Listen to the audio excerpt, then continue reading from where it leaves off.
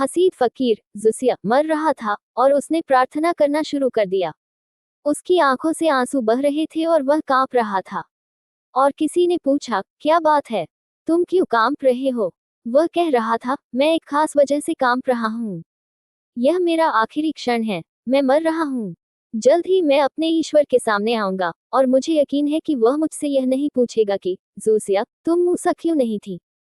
यदि वह पूछेगा तो मैं कहूंगा, हे प्रभु, क्योंकि तूने मुझे मूसा के गुण नहीं दिए। कोई समस्या नहीं होगी। वह मुझसे यह नहीं पूछेगा कि आप रब्बी अकीबा क्यों नहीं थे। मैं उनसे कहूंगा, सर आपने मुझे कभी अकीबा होने के गुण नहीं दिए, इसीलिए।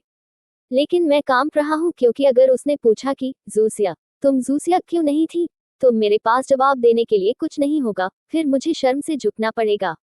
इसीलिए मैं कांप रहा हूं और ये आंसू बह रहे हैं। अपनी पूरी जिंदगी मैंने मूसा या अकीबा या कोई और बनने की कोशिश की, और मैं पूरी तरह से भूल गई कि वह चाहता था कि मैं सिर्फ ज़ूसिया बनूं और कोई नहीं। अब मैं कांप रहा हूं। अब मैं डर रहा हूं।